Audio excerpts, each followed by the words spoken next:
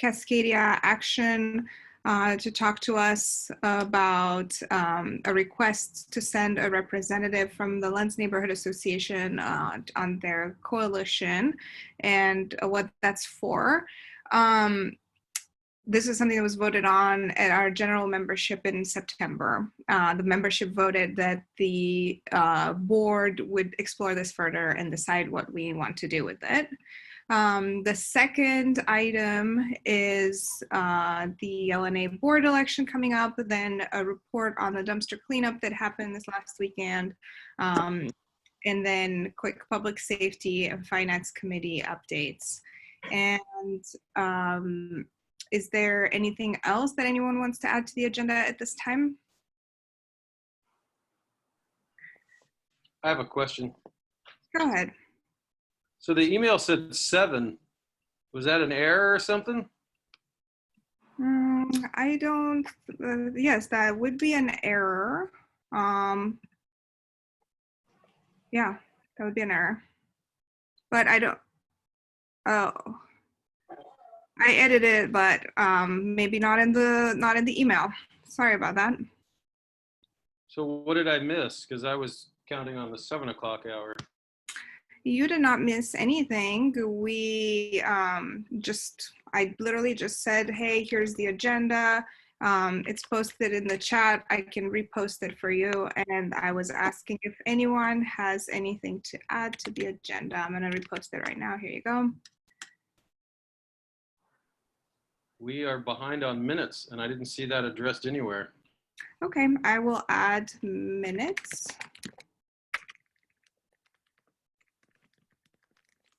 Anything else?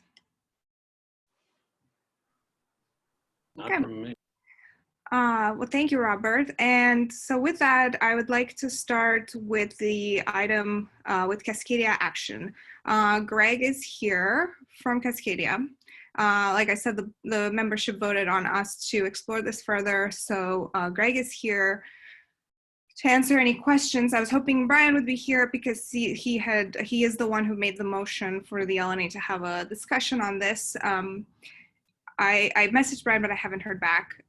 Greg, would you like to refresh in our memory on what this initiative is as it pertains to Lens specifically, as well as what are the requirements or criteria or duties of an LNA representative? What would that look like?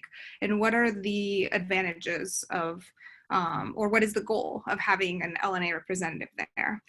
Really quickly and as quickly as possible so that we can also have time for a discussion about it. Sure, I'll keep it really brief. So yeah, our goal is to address smokestack emissions from factories and diesel particulate emissions from trucks, because in terms of diesel particulate, we're currently in the worst 1.3% of counties in the nation for exposure to this stuff, according to the EPA. It's the most dangerous airborne carcinogen, according to California. So California banned unfiltered trucks from the whole state. By 2015, there was none left. But for us, the reason our levels are so high apparently is because 3/4 of our local trucks still have no filter. The DEQ admitted during the Bullseye Glass scandal that they don't use human health as a factor for regulating industry.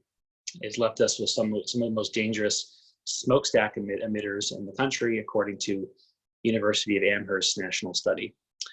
So we've been working to address this through research. We've pulled the records from 9 agencies. It's taken us 6 years as volunteers.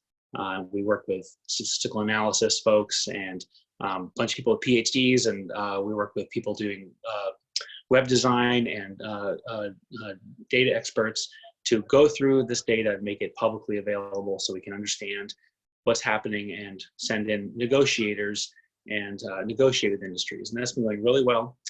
So far since Bullseye, 11 industries have put up a control device at a cost of $30,000 to $20 million per industry. That's been voluntary. It's been basically a result of industries not wanting to be the next Bullseye Glass. You know, that didn't go very well for Bullseye to fight back. And so now industries are just cooperating, even though they're not required by the DEQ to put up these devices. the emissions are just so dangerous that I think they realize it's not a winning battle for them to keep polluting like that. So we've been asking Lentz to participate, because at Lentz you have a couple of problems. I was just talking to Pleasant Valley's board just last night, and they're facing the same problems you are. You have a high truck count going down 205 and across Foster. According to Portland Bureau of Transportation data, you're looking at like 1,000 trucks a day on Foster, according to their records, and 205 has some heavy traffic. And again, 3/4 of those trucks have no filters, so they're putting out 10 times as much diesel particulate as a filtered truck. So you have diesel particulate concerns there. And also you have an unusual amount of auto body painters throughout Lentz and also Pleasant Valley. Some of our members live by these facilities. They have typically no controls in Oregon at all. And so you have a very heavy solvent, count in the air there. So we've been working through negotiations, and instead of the parties that are having the worst pollution go alone, we've been doing this as a cooperative effort. So currently there are 39 neighborhood association boards who have provided a liaison to this project, as well as 13 churches and synagogues, 3 coalitions of groups, and also a couple of other groups that are not faith communities or neighborhood associations.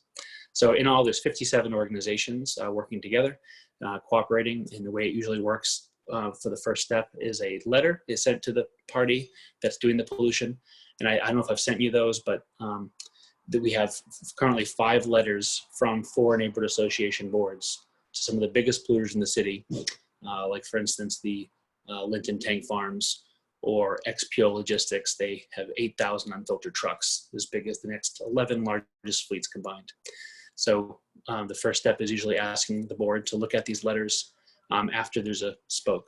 The spoke does not do very much work, maybe as little as an hour a month, basically answering emails and ferrying communication back and forth.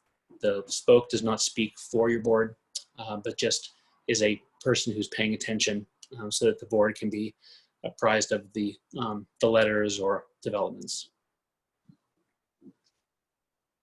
Okay, so just to recap, the requirements would be of that person, 1 hour per month time commitment. And then you said a representative doesn't speak for the board, just pays attention to what's going on and reports back. Anything else? Yeah, like I talked to Bridgeton today, and they have Clear Lube right next door to them, and it's just a horror for the neighbors. And so, some neighborhoods will do more than an hour a month because they want action. They want their polluter dealt with. So, we're available to help with monitoring, filtration of houses. If you want filtration, we have all kinds of equipment for monitoring. We have a $70,000 FTIR spectrometer donated and 15 PM monitors. So, if you wanted more action, whether it's monitoring or dealing with an industry that's a problem, it might be more work on your end. We do most of the work, but yeah, a lot of participants just do that. Okay, and okay, does anyone have questions for Greg? Please raise your hand if you do, unless you are unable to, in which case let me know. I see Jennifer's hand up. Go ahead, Jennifer. I thought there was a grant component to this for your organization. Could you speak a little bit more about how that works with asking Lentz to be a part of it? Sure. We just finished a $20,000 grant from Concordia Foundation, where we were able to hire 4 workers who worked for 2 months to reach out to 200 Portland organizations, because that's very tedious work. But now that grant is over, all of us are volunteers again. And also some of the other neighbor associations also volunteer to make this communication happen. So there's no grants at this time. We also have grant writers working year round to bring in money for monitoring and communication.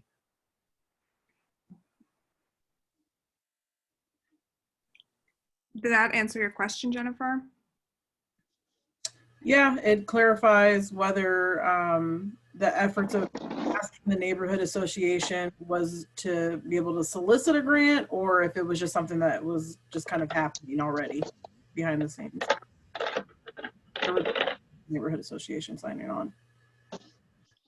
I have a question, and I'm going to ask because I don't see any other hands up.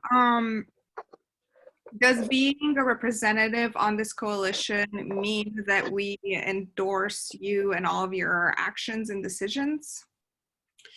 In fact, we don't even call it a coalition. We call it a cooperation. Sorry for using that term, Ben. Oh, no problem. Yeah, so the idea is that let's just say we wanted to do an action on truck, and we want to involve Lentz as a person who would take a public stance. We want to go around saying Lentz is doing X, let's say. So we would have to go ask your board, may we use your name? Because we would never use your name in any capacity, without your express consent. So we make, when we make public statements, sometimes we'll say there's 57 organizations involved, but we never say who that is, because we don't have, unless we went around and asked everybody, for this situation, may we include your name? And so we're careful not to co-opt participants, as I think often happens in coalitions. By all use, every action is approved by the board on a case-by-case basis. Thank you. Robert, I see you have your hand up. Do you have a question for Greg? We are still doing Q&A, right? Yeah, that's why I asked you if you have a question. I have some concerns. There was a misrepresentation about the letter versus letters, and that was kind of pointed out by another neighborhood association at our general meeting. I'm also concerned that there's a very politically opinionated element to the presentation that was seen at our general membership, a lot of opinions about party stuff, and that seemed so soon into the presentation that it lost me for the science of the questions that were being discussed relative to the action here. So if it's possible to speak to those two items, that'd be awesome. Sure, what was the question? I'm sorry, I'm a little confused. As was I. So in the presentation to the neighborhood association, there was a reference made to a letter, and then it was, no, we want you to sign on to several letters. And that was, as pointed out by another neighborhood association board member that happened to be at our meeting. So that's a concern. I don't know if you can speak to that. I don't know if you need a specific person there. And then secondly, there's a lot of political opinions present in the presentation to the general membership. And that was not necessarily, in fact, it confused me because I was looking for the science, because I think the science of emissions is pretty standalone. So when I heard the kind of opinionations of political parties and stuff, it lost me. It confused me, frankly. So those are the two items I was hoping you could speak to. So currently there are 5 letters written by 4 neighborhood associations that we're circulating with their requests to do so. So we've been asking each board to receive the letters through their liaison and review them and consider endorsement. So I hope that clarifies how many letters there are. There's 5 from 4 neighborhood associations. And certainly we do have some concerns about the state legislature. The state legislature is currently accepting unlimited corporate donations from politicians, which is a practice that's illegal in 45 states. We feel like in that environment, we're unlikely to get state legislation that solves this, as other states would do. And so that's why we're going to citizen action instead of, for instance, hiring a lobbyist. That's why we do direct negotiations with the industries, because we think that it's very unusual that human health is not included in regulation here in Oregon. And we think it's because of that money. Now that's being voted on in this election to ban that practice statewide for the first time. It's already been banned in the city and county level, but with 87 and 89% of the vote on those 2 initiatives, 2 of the most popular initiatives in Oregon's history. But we are very concerned about the state legislature and refusal to act on these issues. But it's been lucky that voluntary mitigation has been so successful. I think we're a very politically active city, so we can rely on citizen action. Robert, did you have a follow-up? Yes. So I know this to be true. We're a very democratic state. We have a very democratic legislature, and we have corporate donations dominating this field. And that's why I was concerned when in your presentation, you expressed some comments that seemed to be very of a party, and that they don't work to me. Like if we're advocating against greenhouse gases, emissions, diesel emissions, et cetera, the parties are almost irrelevant because they're equally part of the architecture that allows for it. So I appreciate you offering some of that clarity, because that was one of my greatest concerns about our neighborhood association getting involved with your group. If there's that level of political bias present, are we really effective? That's really what it comes down to. If we're going to let one party dominate the landscape and not actually hold them to the same account on the same item, that's distressing, because I think this is a transcendent issue. It goes beyond parties. So I appreciate that clarity. Yeah, I agree. I don't think, to us, this is not going to be solved by electoral politics of either party. I think that if we were in California, where they're doing better environmental rules, we would still have to have citizen action and citizen involvement. But in a place like Oregon, where we can't seem to handle even basic environmental legislation, it's even more incumbent on the citizen action. I have a question also. I guess I'm wondering, since this is relevant to Lens, why we are being asked to be involved kind of late. I mean, maybe late is not the word, but in the initial email that was sent out, and then also in your subsequent talks to us. And I first of all, I should say I certainly appreciate that you all have reached out to us. I appreciate that you have taken your time to come to several meetings now to include us. So I don't mean to be dismissive of that effort or to say that it's too late for us, but I guess I'm just curious, there's so many neighborhood associations that have already been involved. How come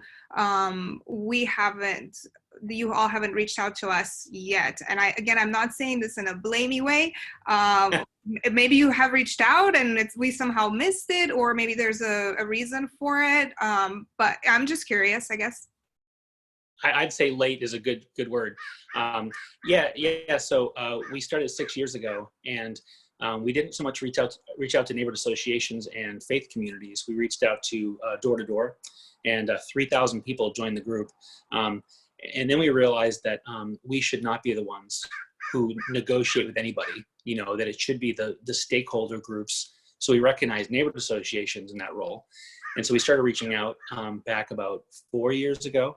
And I would say at that point, 20 neighborhood associations started to participate and work together. As time went on, we wanted to include more and more groups. And I think the biggest factor that stopped us was how much work is involved. And when we reached out to you, it was when we had that $20,000 Concordia grant, which let us have 4 workers who worked full time during the last 2 months to do all that labor. And so now we've gone from 40 groups to about 57, and we think by the end of the month there's going to be more like 65. So we're growing really rapidly. And no, there's no rhyme or reason to who we reached out to in which order. I think there's 90 neighborhood associations, and I think we're the first group in Portland's history to reach out to all the neighborhood associations boards on an issue. I can't think of another.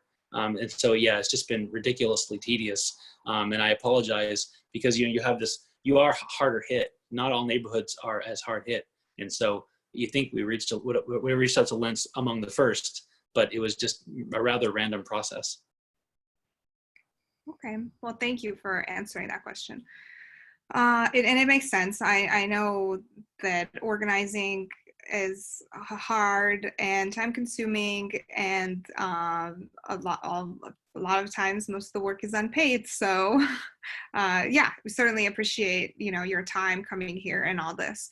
Does anyone have any more questions for Greg? Okay. So at this point, it seems like it would be positive for our organization to be involved in these conversations and to be a part of this. It sounds like we are not endorsing them. We're simply just kind of staying informed and reporting back to the organization. I'm wondering, do any board members see any negative in terms of having a representative on this board? Sorry, on this on this group, on the Cascadia Action Group.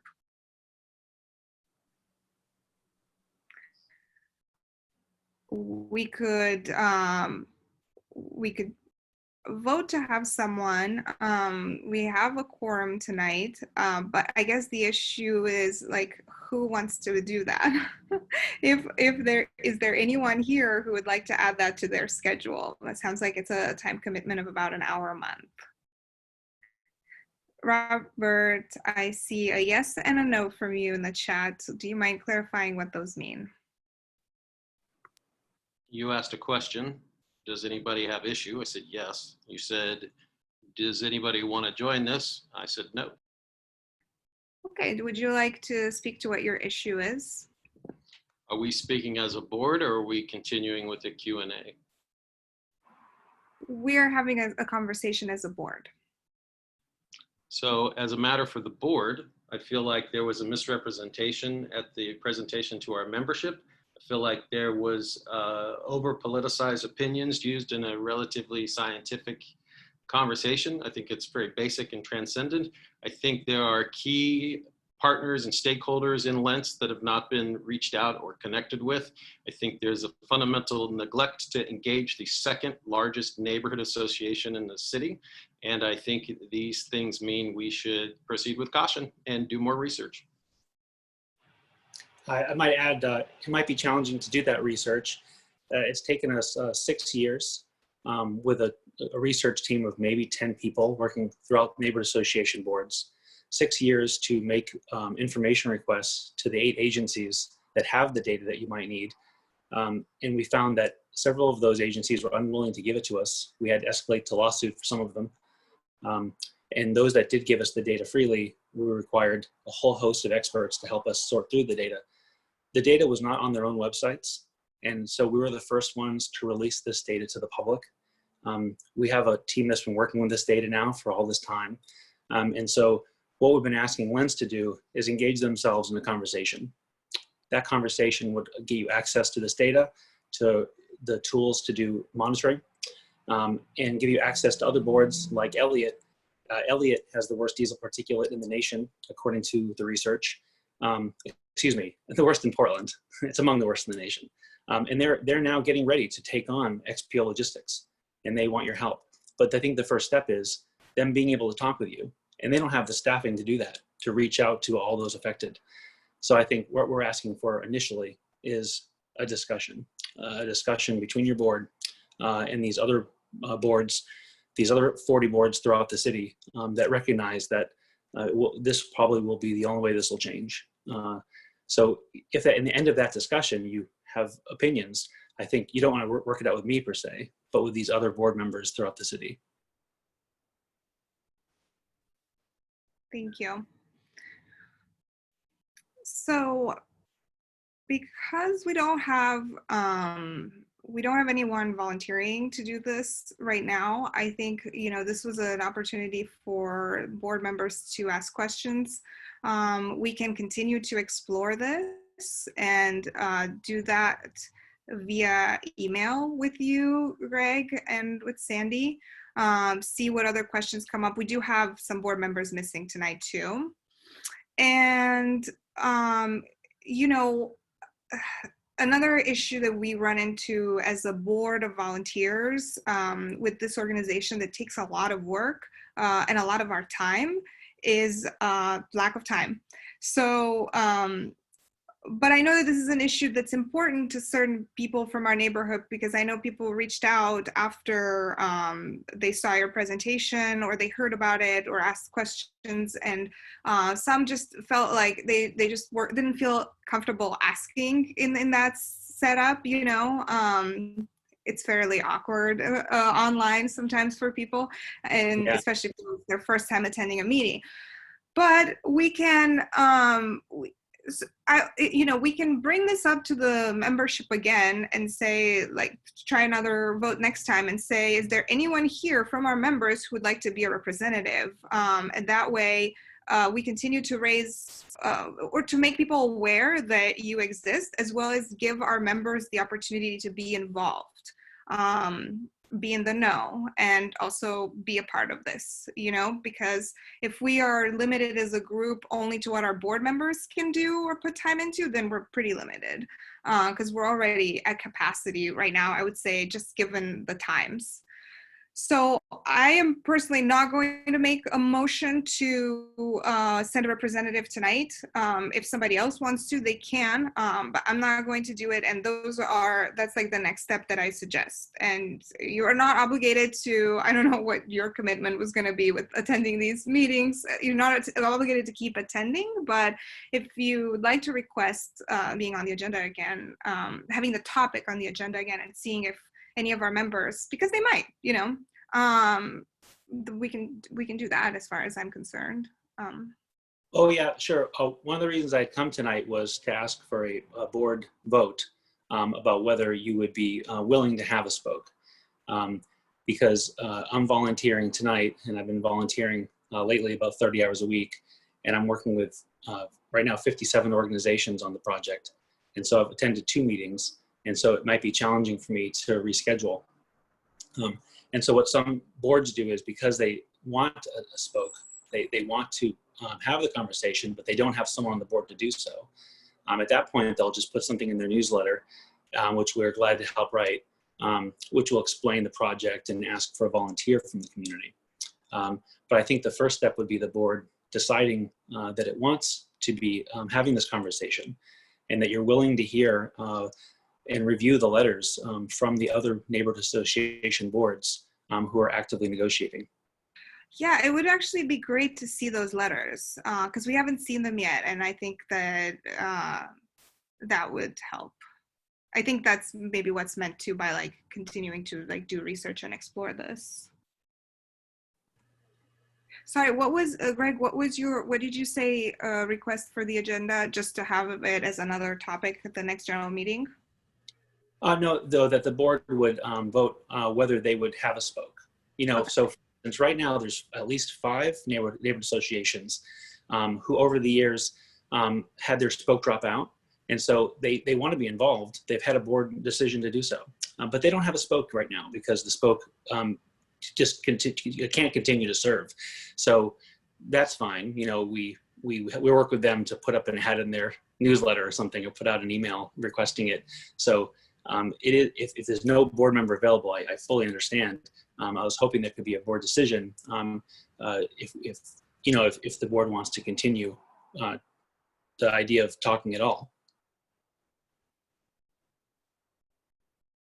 It would certainly be in line with other announcements that I make in the newsletter. So I can discuss it further with the board when we get to the agenda portion. So I think with that, oh, sorry, Robert, I see you have your hand up. Go ahead. So I believe we're at about 25 minutes on this topic. I just want to respect our time because this was declared to be a short board meeting. So I'm a little concerned how much time we're putting in this. And I also wanted to acknowledge we've had community members that have engaged the topic of diesel pollution from 205 through Lentz. Barbara Bader put a bunch of effort in and connected to several groups. So when I say for us to do more research as a board, it is a board comment that we look further at this group and the topic, et cetera. It's not meant to be a question of validating if there's pollutants or not. It's really just about us looking at the other partners and stakeholders that are present around us. And Jason, you have your hand up. Yeah, hi. Hey, I just wanted to let you know, Greg, I appreciate what you're doing. I appreciate you informing the group here.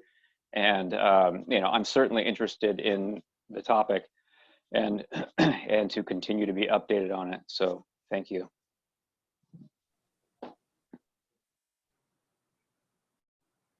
Okay. Thank you, Jason. I think that's all for now on this topic, Jason. So I'll follow up in emails. So do you think that there will be a vote at this meeting about whether they'll? Well, in terms of having a representative, the vote would have to, so if we were to make a motion, it would have to come from a board member because it's a board meeting. So since no board member has made that motion, then it's not happening. Okay, it sounds like this will be the last time we'll talk with Lentz, but I can be reached at my email if you change your mind, and I'm very sorry. It sounds like you're the third neighborhood association in our history that has declined. But if there's anything I can do to change that, I'm glad to be available. Yeah, thank you. And again, I want to express our appreciation. I wouldn't say that we've outright declined. I think we're just trying to understand more. And I'm sorry that there's been a lot of back and forth, or that maybe it didn't happen as quickly as you were hoping. I think we're also just kind of trying to be cautious about what we agree to or commit to. But we appreciate you coming and talking to us, and I think we should continue the conversation for sure. I would need some representative to continue the conversation, but thanks for your time today. Okay, well, thank you for coming too. Thank you. With that, I think we will move on to the next item on the agenda, which is the board election. So at the last meeting, we voted on a process, and we voted in at the last general membership meeting. The membership voted on a new process that we proposed for our election that we delayed from the usual date that's in September. And since then, I haven't been able to do the outreach. I got really sick this weekend, and Robert also resigned from the elections committee on September 25th. So without anyone else being able to work on it, I've not been able to make progress. So what I would propose at this point, I can put the file in here just to, if people want their memory refreshed on what we agreed on. We can still do the election as planned. I guess I would just say we had a date for when we would, sorry, having trouble multitasking. I just uploaded the document. We had a date set right now, a deadline by which we would ask candidates to submit their bios and their intent and photo so that we can promote them.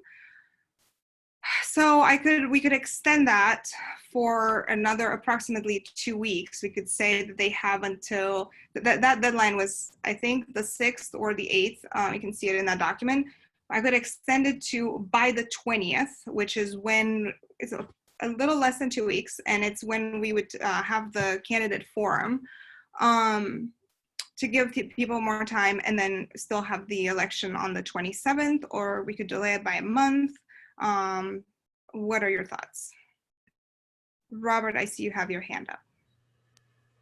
I was told that there were people waiting in the wings that had more capacity to do better work to make the election happen, and that's why I resigned, to make room for those people, and because I also have other things I'm doing. So it wasn't just me throwing my hands up and walking away. There was a whole engagement around this topic, and yeah, I was told somebody else could do it, and that they were not doing it because of me, so I stepped out of the way. So just want to make that clear. Secondly, how many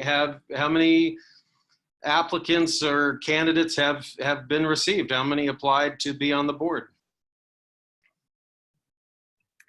Robert, when you say that you were told, can you clarify by whom you were told those things? I think it's even in our text exchange between you and I, where you said it clearly to me, and on verbal in a conversation over the phone. And I have notes around here somewhere. So, All right. Well, I've never said that there are people in line. There might be people willing to help. However, I, being sick, have not been in the capacity to do recruitment for an election committee right now. So, as I said, yeah. And then as far as your other question, or your only question, if there are about 4 people who have expressed an interest. They have not officially submitted anything. so you're saying we have no formal submissions? We never put a call for submissions either. That is work that needs to be done, and I have been sick and there was no one else to help. I'm sorry, I'm not trying to personalize this to your capacity. I respect that you have many things. My question is, we discussed it as a board. I thought we generated some context as a board and made the general membership aware. I thought that included some of those that were potentially interested. I myself submitted for my position, so there was at least one submission, and that's why I was curious if anybody else had taken the time to do so. The only place where it was made known was in the meeting, to share it with the membership that is time and effort that someone has to put it to publicize all that information. And yes, I did receive your submission, but it was not, yes, go anyway. Jennifer. Can we make a motion to set this out for a month? Like, can I motion to set this out for a month? You can certainly make a motion.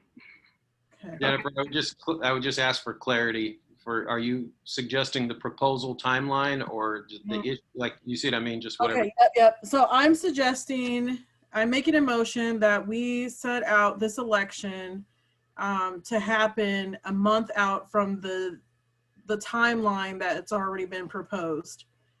I'm not sure of the procedure on that since we brought it to the general membership, but that was one of my concerns at the board meeting that we had, where we said we were going to bring it to the general membership. And it was a concern of mine at the general membership too as well, because of our capacity and our bandwidth to be able to achieve this goal of getting it done and having enough people to do it.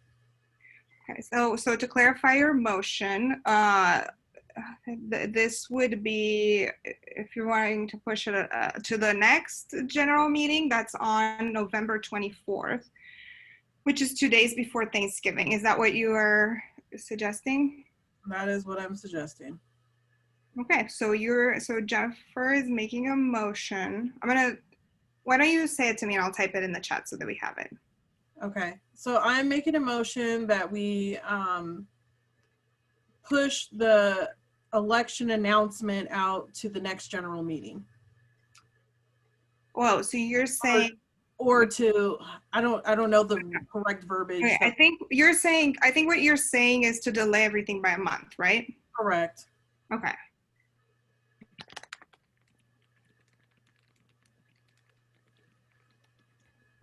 And I think Robert's gonna probably chip in to kind of clarify or clean up what I just said. Okay, just 1 second, because I can only do one thing at a time.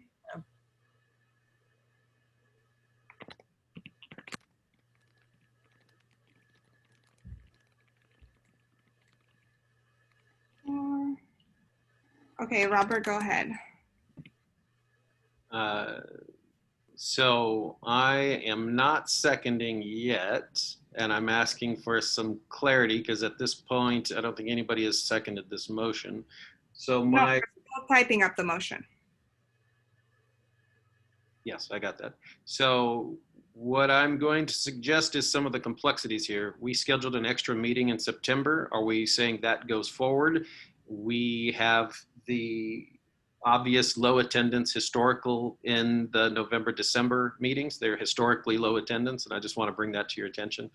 And then I've lost sight of the other item. At any rate, those two I think are most important. Okay. So are you on the meetings that correspond to this, that extra meeting, are you suggesting that go away or stay? Mm. What do you mean by extra meeting? Well, in that proposal was suggested an extra September meeting, a get to know the candidates meeting. Oh, you mean, October, I think. October, excuse me, October. yes, that's the week before, that would be the week before that. So that's what was proposed, and what I'm suggesting is if we move this, that is left in the air unless we address it. That's what I'm suggesting. Okay, I see what you're talking about, Robert.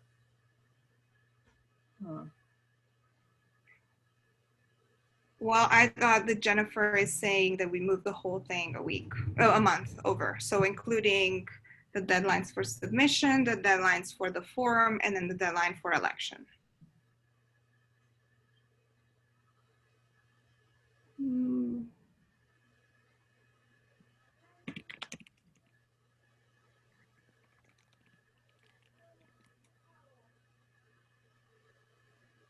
Yeah, this is what I have. Push the election and all included deadlines a month from the original timeline to take place at the November general membership meeting on Tuesday, November 24th. Does that, so first, since it's Jennifer's motion, does that capture everything for you, Jennifer? Yeah, that captures everything. That is the motion. Is there a second?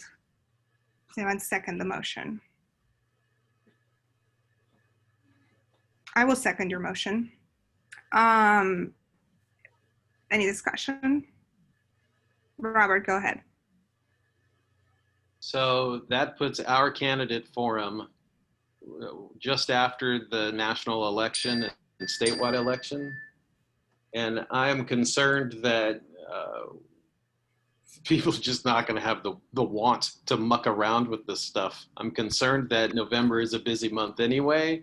And if we have missed our October deadline, my preference, just for whatever it's worth, is be to move it to January, just for the sake of building capacity, doing meaningful outreach, et cetera. But this is, this was what I suggested in September or August, and it was with the same idea. And I was convinced, no, we can do it in October. And I thought that was a good plan. And stuff happens that didn't happen. That's okay. I'm suggesting back to let's move it to the first of the year when people will have kind of a fresh view. And I don't know. So that's just my input. And I'll probably end up voting against this for that. But there's 4 of us here, so. Jason, I see you have your hand up. Yeah, I was about to say the exact same thing as Robert. I completely agree. We're in extraordinary circumstances here with, so many changes because of the coronavirus. And I think that extending or delaying it to a time when makes most sense for the board and for the health of the board makes the most sense. I think that November is going to be an extremely rocky time for anybody's involvement or participation right around Thanksgiving and elections and everything. So yeah, completely agree with what Robert's saying. I would agree with moving it till like January timeframe.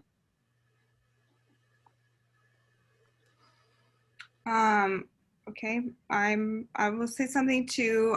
So those are all great points, of course. The only issue is we need to have a board to do anything, So right now we don't have enough board members. So are we just accepting that we might not have a board until January? I mean, I understand that it's a lot. It's an intense effort, and it's, it requires, but and when we say do meaningful outreach and do, yes, who? So I'm down to do it. I'm down to do that outreach, obviously, but is it going to make a difference if we push to do it now, push really hard to do it now, or push really hard to do it in January? We still have to push. Someone still has to do it. The only difference is we risk not having, board members. So, Robert? So I've proposed an amendment to the motion to move it to January. Jennifer, you don't have to accept that. And whoever seconds it would also, I believe, need to also accept it. But at any rate, that's a proposed amendment. And regarding the board member seats, I suggest that we seat 3 members to make ourselves complete. And there's a process for that. And then we have a full board and can move forward. This mirrors a proposal I had originally. So.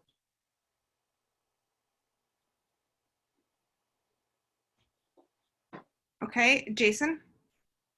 Yeah, actually, once again, Robert got to it before me. I was about to say the same thing, essentially. So I agree with what Robert's saying.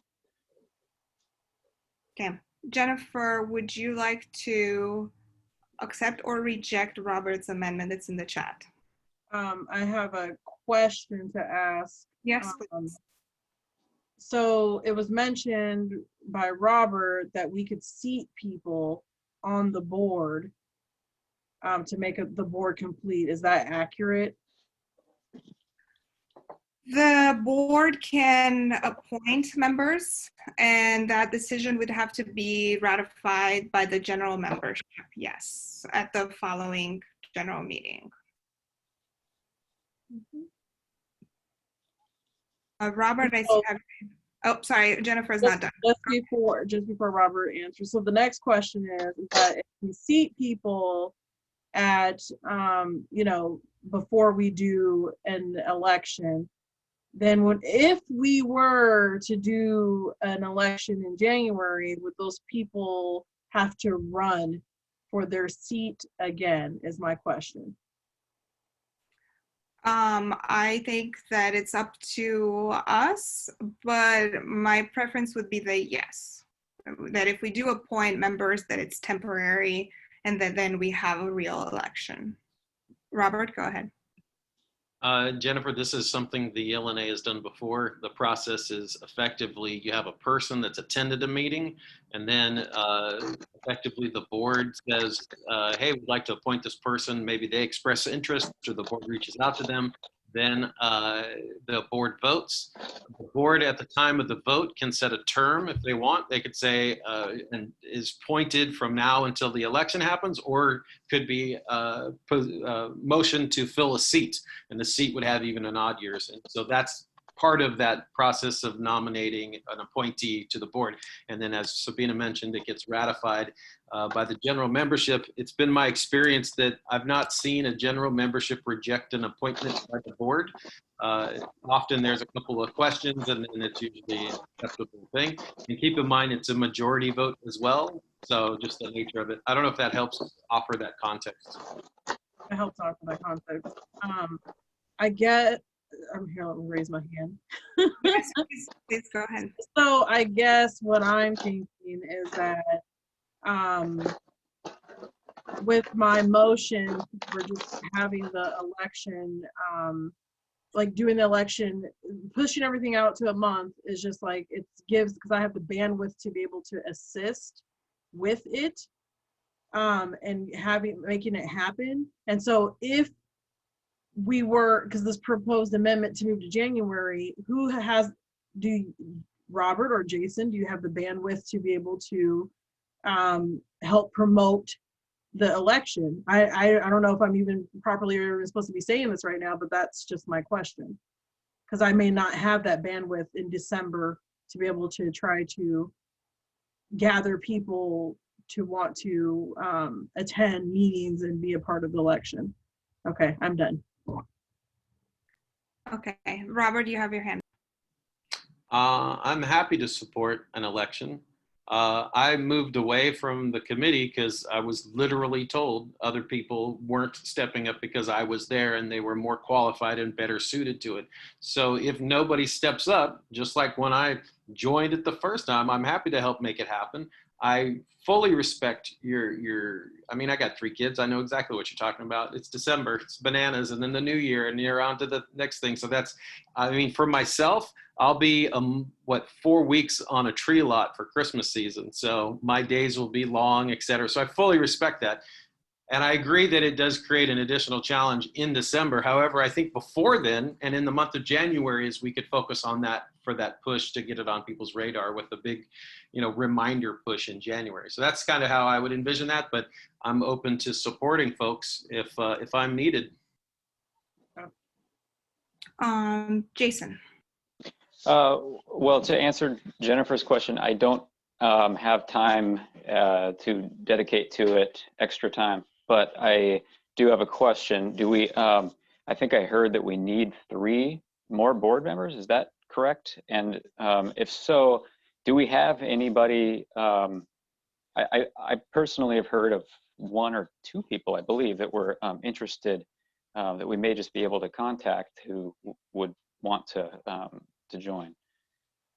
So do we have a short list of people who are interested? I don't know about everyone else. I have people, yes, who have, I said there's 4 people who have asked me and talked to me and expressed an interest, but they also have a lot of hesitation and fear in some ways. So since they haven't submitted anything official, a request official, and they were just asking questions, I don't feel comfortable announcing who they might be because I don't have their permission to do so in a public meeting. I think if we have people that are interested, 2 birds, 1 stone, just set it out just to give people some opportunity and time to fill it out. It's going to be election, like the elections are coming up anyway. It's around that time. People are either going to be with family or not with family, bored out of their minds. They may be online or they may be interested in doing something like this. So that's how I look at it for opportunity. But it's okay. So you want to, so to recap, you want to keep your motion. Yeah. You're rejecting the amendment to move it to January. Yeah, I'm rejecting Okay. that. So then let's call the vote.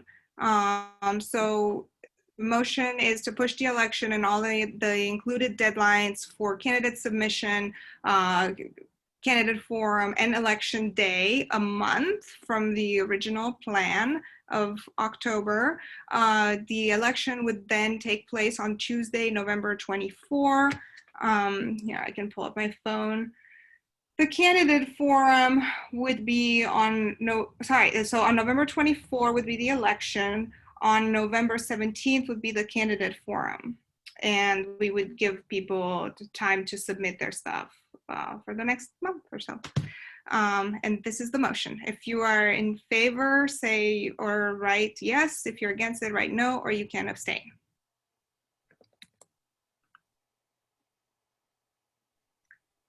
So please write in chat if you are able to. And Jennifer, would you like to vote as well? Okay. So we have a tie, so the motion doesn't carry. So now we are back to what do we want to do? We still have in place the plan that was voted in by the membership. So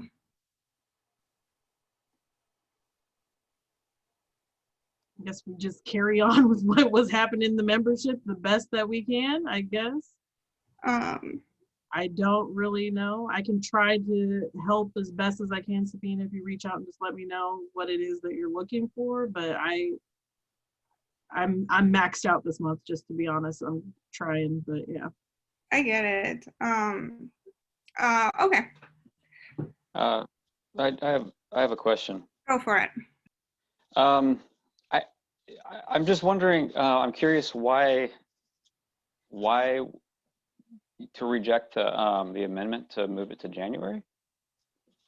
So I rejected the amendment to move it to January just because it doesn't, okay, so the effort's still gonna need to be there. We still need to seat board members, and why not do, 2 birds, 1 stone, have just give it some time where people can turn their stuff in, have an election at the same time, and those board, whoever decides that they want to run for it, and if they get voted in, they get voted in, and then we don't have to, do the process again or have to worry about another vote if we have to do another election again.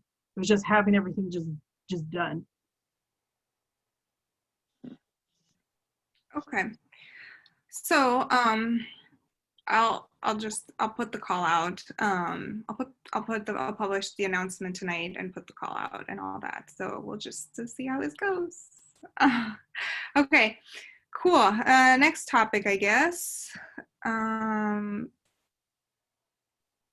Dumpster cleanup report from the event that was on Saturday. Jennifer, would you like to give a quick report? Yeah, so we had about 104 people show up to our dumpster cleanup. We had 9 volunteers show up, and we took in. Sorry, did you say, I didn't hear it. How many people you said showed up? So 104 patrons, so people coming to dump their stuff. We got a nice little email list too that I'll be sharing with you, Sabina, of people who were interested in more information about the LNA.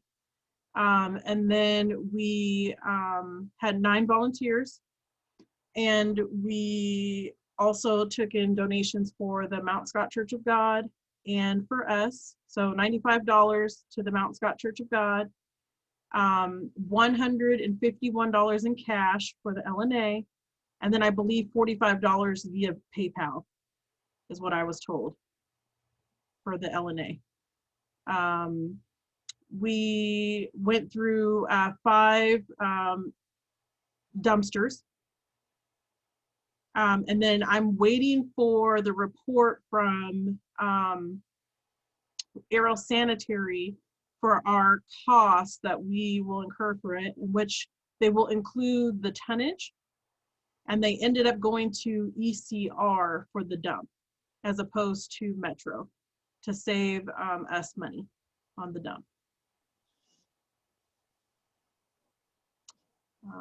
And our partners are very happy and pleased and would like to work with us again in the spring to do another cleanup. And that is everything. Thank you. Jason, I see you have your hand up. Yeah, well, first of all, thank you, Jennifer, for doing that. Awesome work. And a couple of questions. So did you say 104 people filled up 5 dumpsters? Yes. Pretty impressive. And the money was from donations from them, is that right? The money that came back to LNA? So $151 in cash, $45 through a PayPal QR code, and then $95 was donated to the Mount Scott Church of God. Nice. Fantastic. Thank you. I typed up some notes if you want to double check in the chat if I got it right, Jennifer. Robert, I see you have your hand up. I am currently on the LNA email list, and there was an email from PayPal saying there was a need to receive the funds, and I was curious if that happened. And then secondly, if we could offer in the minutes that we now have a PayPal for the LNA. I don't know where that's captured, so we should at least capture it somewhere.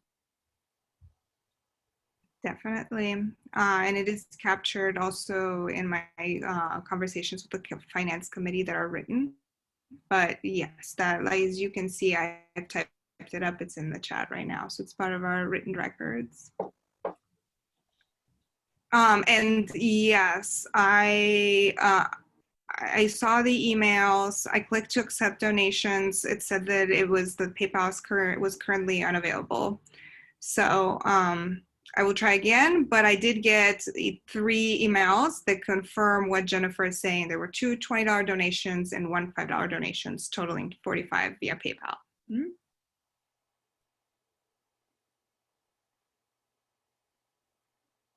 So I guess the last part of this is that we're just waiting for Aero Sanitary to send us. They will be emailing me, and they will also be mailing out a copy of the invoice for what we're responsible for paying, with just the dump itself. Everything else was donated to us.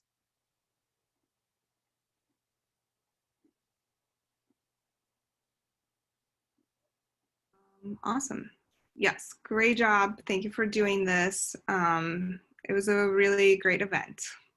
And we did really well with the social distancing, with the COVID protocol.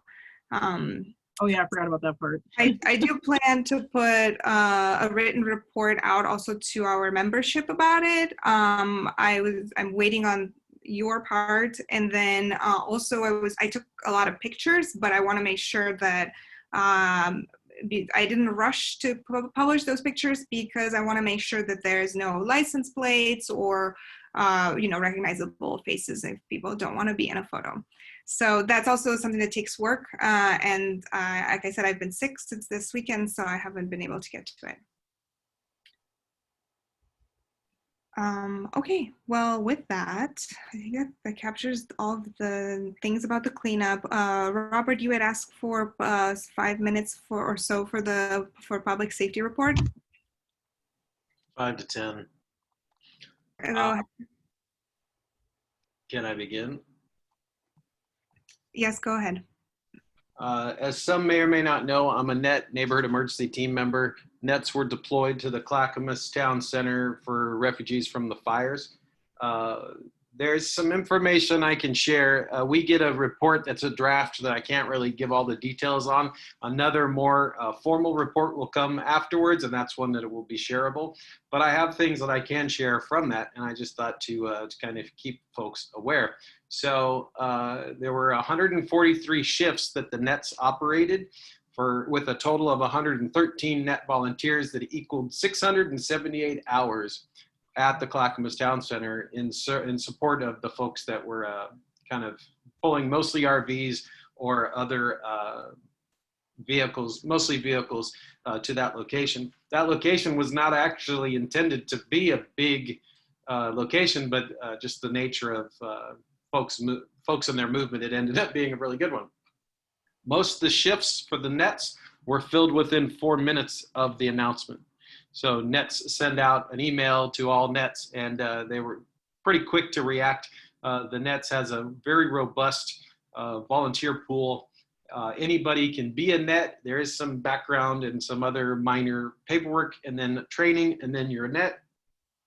There was a notation, and I thought this was of interest, that there was a second disaster, is how it's referenced in the emergency management community, and that is donations. Donations become inbound, and if you don't have a system set up to receive them, then they become their own kind of hard to manage, challenging to manage event.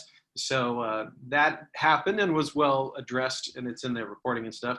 The people served, and I thought this was also a rather interesting element, evacuees, homeless, and others. And what happened in some instances is people were driving in and grabbing from this rather robust pile of donations and then leaving and coming back and loading up again and leaving and coming back, to the point that it became a minor issue. It was actually very easily corrected. Hey, you can't do that. And then they stopped. Signage was an issue, as it happens with most of these events. Signage is always an issue. Vests and hats was a bit of an issue. And I thought this was particularly something of note for us, because we did just do this cleanup. And that was something that I had chatted about with Jennifer, signs and some kind of visual aid for who's staff and then who's not. They talked about drone usage in the future to help assess a situation and do counts and set up some things. I thought that was interesting and worthy of note. They talked about radio communications, and this is something I've seen on all kinds of disasters I've been a part of, is the radios are always important. And they noted showers were one of the hottest items up there. They have showers they roll in on a trailer. And so this was effectively some footnotes of the event. And I thought, again, that these were more of the highlights, such as the 678 hours of service from our community members. I thought that was pretty amazing, and that they were filled within 4 minutes. So there is as a product of kind of discussing this or bringing this to y'all's attention, there is a Lentz Net team. And I propose that we connect with them in a more meaningful fashion. I'm currently in a different team, Woodstock team. they've had some changes to their team, and it may be something we can offer as a support in our neighborhood associations, giving recognition to the Nets and their want for volunteers and the program, et cetera. And I just felt like having been a part of this and receiving this information, it was both good to share and a good moment to reflect on what the potential is for disasters in our neighborhood. Fires are not as big of an issue. It is certainly always an issue, but not as big as wildfires. I think for us, it's more a concern of lack of resources relative to like the COVID saw. And I think most prominently, the concern is earthquakes. We are due to have an earthquake. You'll hear this from Nets till the day is done. We're due to have an earthquake. So until we have the earthquake, everybody's going to keep talking about we're due to have an earthquake. And I think it's good to be mindful and have it on the kind of the radar of people's attention that there is a team there that anybody can be a part of. And with that, that's all I really had to say. If you have any questions about it, I'm happy to answer. Thank you for that report, Robert. It's good to know that so many people from our community stepped up to help during that time of crisis. Does anyone have any questions for Robert? This is Jason, I do. Yeah, go for it, Jason. Is this documented somewhere? So the material that I'm referencing is on an internal draft that's still being compiled. And one of the reasons it's at the internal stage is they need to incorporate more information. So what I read you was the net hours. There's actually the, was it Volunteers of America and the Red Cross also have a bunch of hours. So those need to be added. And then I think there was some, there's a term for it, they call it SUV, suddenly something volunteer. It's basically walk-up volunteers. And there's a significant role they play. That report includes that stuff, but it's not fully compiled in a way that it's shareable yet. But as soon as I receive it, I'll happily share it with you and the rest of the board just as a point of interest. That'd be great, thank you. Thank you for that question. Okay, any other questions or comments for Robert? Really quick, so Robert, are you able to get like a direct contact or any information besides an email address to get a hold of the LentsNets? So as I am the formal LentsNet lead, I think I have all their phone numbers and addresses and all kinds of stuff. So yeah, I can reach out to them directly and do so with more than an email. I think I also have the team leads email, which is different. I think you may have the team leads either their net email or their personal email, and I think I have both. So if your ask is for me to connect with them, I'm happy to. If your ask is for me to get that information for you, I have to ask them for it because my access was privileged, but I'm happy to. I'm asking for you to connect with them and to you know, keep us in connection because it's gonna be important. I will happily do that, Jennifer. Thank you for the request. Okay. With that, quick Finance Committee update. It's already been mentioned. I wanted to make another note of the fact that we have a PayPal. The login is the Neighborhood Association email, and it's a business account. And that I have asked Ben to work on a finance report for the neighborhood association. So I'm in the process of getting him an annual finance report. So I'm in the process of getting him the documents that he needs to prepare that, and we will have it available as soon as possible. Ben, who is our CPA/volunteer on the finance committee that I'm also serving on, which is why I'm giving this report, has had a life-changing event. And so I'm not going to disclose what it is because I don't have his permission, but he also has a lot on his plate. So my hope is that he can do it in time for the next general membership meeting so that we can present it in October. Robert. You said that your committee meetings are written and recorded. Could you share that with the board? We have not had meetings, no. We have had email communication as a result of the board voting on us creating that PayPal for this cleanup. And we were consulting on, we consulted on best practices to do that, if there's anything that we need to keep track of. And then when I created it, I notified them. You still have a question, or is your head Yes, still up? I'm sorry, I'm confused, because when I was asking about it being on the record, you said, well, the finance committee keeps a written record and it's documented there. And now you're saying we don't have a written record because we discuss it via emails. I guess I'm lost. If it's recorded, this is all that I really care about. If it's recorded in our minutes that it's now present, that's all I really care about. Indeed, I said that the conversation is recorded via like email. That we were talking about it in email. So it's in. I said it's in written form in there, and now yes, it is also recorded in our meeting. I'm sorry, I misunderstood that. That's okay. Okay, and then the last. Any other questions? Any other finance questions? Sorry, before I move on. Okay. And then the last item was minutes. Those still need to be typed up. I'm estimating several hours of work on that, and I do not have the bandwidth right now, but they are in the works, and I will do it. So I'm making a note of that. Robert, I see you have your hand up.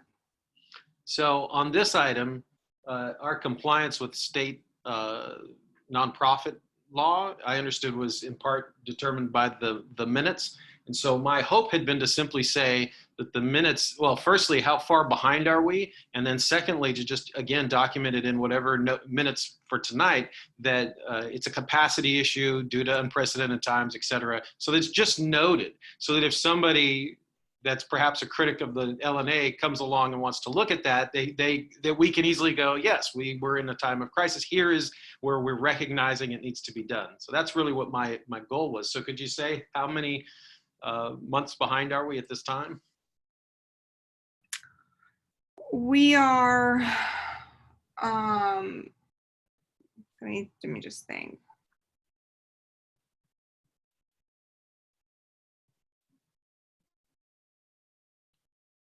We are possibly about 6 meetings each, for 6 for board and 6 for general. And so that fits with the impacts of COVID and some of the changes to our board. So if there are minutes for tonight, if we can just capture that sentiment, because clearly there's a good faith effort to attempt to comply, but there's a capacity issue. Yep, it's a capacity issue. Our meetings have also been recorded, so we have the records, you know. It's not like these, and then there are some notes, but that I have kept, but they're very rough form. But we are most definitely in compliance. We haven't published them, but it's not like we're not going to have them. They exist, and our meetings are recorded, and somebody wanted, they could go through and type up our notes. But we will have them, is what I'm saying. Go ahead, Robert. And then just again, for the record, we've had 0 requests for any access or copies of any of our minutes during that entire time. So though it is our obligation to have them posted, et cetera, we have not received any requests for anything relative to minutes to date. Is that correct? Well, I can't say for sure either way, because I feel like there may have been. I feel like there may have been an email. I'm not sure. I can't say off the top of my head, so I can't confirm or deny. The only email I'm aware of requested an update of some kind, which was not actually a request to view. That was a request for us to do something with the website. So it was a distinctly separate, and that's why I wanted to just make, again, for the record, say, because I've been following the LNA email as you also do, and I've not seen any requests to access or have a copy of or anything like that. And if you haven't seen that either, and I respect if it went to spam or something like that, but to our best efforts, I've not seen any requests to that end. Is that correct? Yeah, I haven't personally received any emails requesting that kind of information from me. Perfect, thank you. I feel like there was one more thing on this that was related to this and the finance committee. Oh, I did forward to the board a request for us to update our insurance with EPN for the coming year. So that is also something that the finance committee is working on. I'm just making a note that that's happening so that we can be in compliance with insurance. The policy is renewing. And I think that is all I have personally. Does anyone have anything else? Robert, I see you have your hand up. I just wanted to clarify, I didn't quite catch what you were saying there. So you're saying that they're reviewing the EPN policy coming back online? And does that include looking at the issues present where they didn't cover certain things? Because wasn't that a big juggle this year? We are looking at insurance form for East Portland neighbors who provide our insurance for our events, but we haven't really had any events in person. So, I mean, the cleanup was not covered by EPN. So, does that offer clarity, or are you asking something else? That's exactly what I'm trying to hone in on. So as your group looks at the policy, are they going to look at inclusion of the cleanups? Because Jennifer hopes to do another one and possibly 2 next year. So those need to be covered. There was the question, I think, of some other events just generally. So is that also being considered and looked at? Yes, absolutely. And I believe I have sent to the board those things. So for you all to weigh in. There is an email, I'm happy to resend it for that has the forms. And so in terms of covering the cleanups, that would be considered an event. So yes, we would just have to add it. It hasn't been added until now. So I can certainly do that, yes. And then if you or anyone else has other things that you think should be included to be covered, please say so. And so then I see this email from September 7th that has these things connected to it, the Events Insurance Act form. That's what you're referring to, right? I think so, yeah. Excellent. I don't have it in front of me, but yes. No, that's fine. Your basic understanding works for me. And then, so then you guys are going to put in the activities on this list, and then the expectation is they run to make sure that's acceptable, and then we know that we have a policy. And the issue present this year was that it wasn't noted in this same sheet last year. Is that what's happening here? Yeah, and we didn't request it. It wasn't something we requested. Excellent. And so then is this year the attempt to have a more inclusive, expansive? I mean, obviously we don't know what's going to be permitted, so it's a bit of a challenge. I totally respect that. But like the ice cream social, the regular meetings, the idea of cleanups, and I mean, I would almost say other gatherings. I assume that's what you're talking about, the review from the committee is that right? Well, so when we say committee, like the finance committee is usually, putting together, every year we put together this request for insurance. But then there's also the PN committee who will review that request. And so far they've never denied anything that we requested. So, and including this year, when I approached them about the insurance for the event in August, they said yes, if it is within the next few weeks, like if it takes place before the end of September, only because that's the start of a new policy, a new year, and things are changing for them significantly in how they do these contracts and how they provide insurance to their members. And so that was the only hiccup. But initially, we had said we would have the cleanup sooner, and we had confirmation for insurance for that. But then, all the moving pieces of the puzzle and everyone that Jennifer's had to coordinate with, it landed at the soonest we could do it was actually October 3rd. So then we That went. was because of the insurance, because there was no, it was told that there was no insurance for the event to happen in August. And then so we couldn't do anything in September because things had changed because we couldn't do it in August. Well, so what you mean is that they took a long time to respond to us. So they said we are insured, but they took too long, to get back to us. And then by the time I communicated that to Jennifer, then it was kind of too late with the other people because they wanted at least two weeks of promoting the event before we could confirm a date. Does that sound true, Jennifer? However, EPN, from what I recall, is that EPN said there was no coverage through you, like there was no coverage for a cleanup. And then so that's where the date from the August date it just couldn't happen.